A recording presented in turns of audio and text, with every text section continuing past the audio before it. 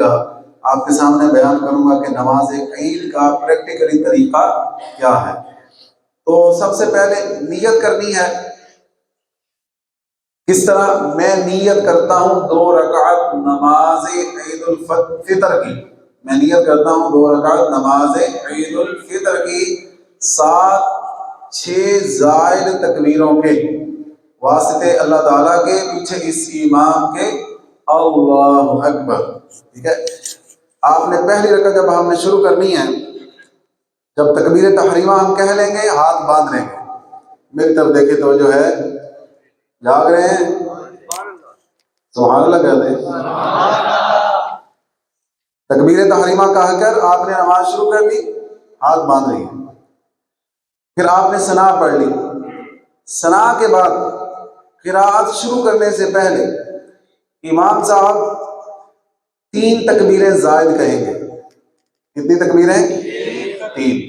اب آپ نے کیا کرنا ہے، پہلی تکبیر کہہ کے تو آپ نے ہاتھ باندھ لیے، اب جب دوسری کہی جائے گی تو آپ نے کانوں تک ہاتھ لا کر چھوڑ دینے ہیں، پھر دوسری مرتبہ تکبیر کہی جائے گی تو آپ نے پھر ہاتھ چھوڑ دینے ہیں، پھر تیسری دفعہ جب تکبیر کہی جائے گی تو پھر آپ نے ہاتھ اس طرح باندھ لینے، ایسے نہیں کہ پہلے اس طرح چھوڑنے ہیں پھر باندھ لیں، اسی طرح سیدھی ڈائریکٹ لے کے آنے ہیں اور باندھ لینے ہیں۔ پہلی رکعت کی قرات شروع ہو جائے گی، امام صاحب پہلی رکعت پوری کریں گے، پھر دوسری رکعت کے لیے کھڑے ہوں گے اور دوسری رکعت کی قرات مکمل کریں گے۔ اب رکوع میں جانے سے پہلے 3 اور زائد تکبیریں کہی جائیں گی۔ کتنی تکبیریں؟ 3۔ رکوع میں جانے سے پہلے پہلی بار اللہ اکبر جب کہا جائے گا آپ نے ہاتھ لٹکا دینے ہیں، اسی طرح دوسری بار بھی لٹکا دینے ہیں، تیسری بار بھی لٹکا دینے ہیں، اور چوتھی بار تکبیر کہتے ہوئے ہم نے رکوع میں چلے جانا ہے، اور باقی عام نمازوں کی طرح ہم نے سجدے اور قاعدہ کر کے نماز کو کمپلیٹ کر لینا ہے۔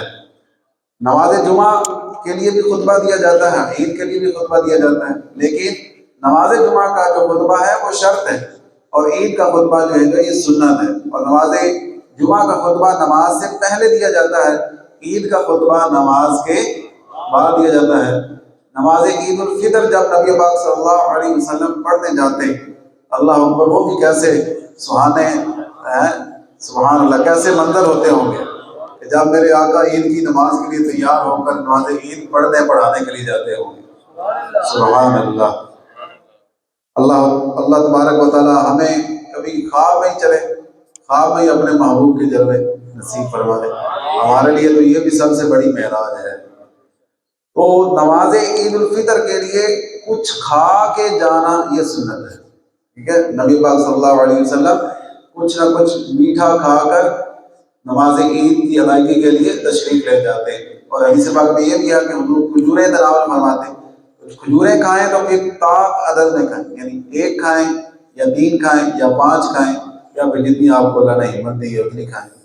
اللہ تبارک و تعالیٰ کی بارگاہ میں دعا ہے اللہ ہم سب کو عمل کی توفیق عطا فرمائے۔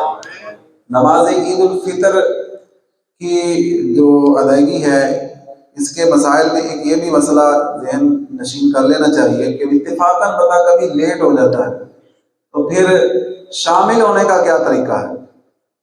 نماز عید الفطر میں اگر آپ لیٹ ہو گئے تو پھر شامل ہونے کا، مثلا پہلی رکعت جب امام نے شروع کر لی تو 3 تکبیریں تو ہو چکی جو زائد تھی، اب آپ آئے، امام اگر کھڑا ہے قیام میں تو اب حکم یہ ہے کہ آپ تکبیر تحریمہ کہنے کے بعد 3 تکبیریں کہہ لیں، اس کے لیے آپ ہاتھ بھی اٹھا سکتے ہیں۔ اور اگر امام رکوع میں ہے، آپ کو اگر اتنا اندازہ ہے کہ میں کھڑے کھڑے 3 تکبیریں زائد کہہ کر رکوع میں مل سکتا ہوں تو پھر کھڑے کھڑے کہہ لیں، اور اگر پتہ ہے کہ امام صاحب رکوع سے سر اٹھا لیں گے پھر آپ سیدھے رکوع میں چلے جائیں، امام کے ساتھ رکوع میں شامل ہو جائیں اور رکوع میں 3 تکبیریں کہہ لیں، لیکن رکوع میں جب تکبیریں کہنی ہیں تو پھر ہاتھ نہیں اٹھانا، ٹھیک ہے، بس منہ سے آپ نے تکبیریں ادا کرنی ہیں۔ اگر امام صاحب نے رکوع سے بھی سر اٹھا لیا، آپ پھر جماعت میں شامل ہوئے، تو اب یہ ہے کہ اب جب آپ اپنی دوسری رکعت پوری کریں گے، جب رہ گئی ہے یہ ادا کرنے کے لیے، جب بعد میں کھڑے ہوں گے امام کے سلام پھرنے کے بعد، اس وقت یہ تکبیریں کہہ لیں۔ اگر کسی کے بالکل ہی نماز عید رہ جائے جماعت ہی نکل جائے پوری، تو آپ اسے چاہیے کہ کسی اور اہل سنت عاشقان مصطفیٰ کی مسجد تلاش کرے، وہاں پر نماز عید ادا کر لے، کیونکہ نماز عید ادا کرنا مردوں پر واجب ہے، عورتوں پر واجب نہیں ہے۔ لیکن سب سے زیادہ ٹینشن عورتوں کی ہوتی ہے، حالانکہ ان پر واجب نہیں ہے، مردوں پر واجب ہے۔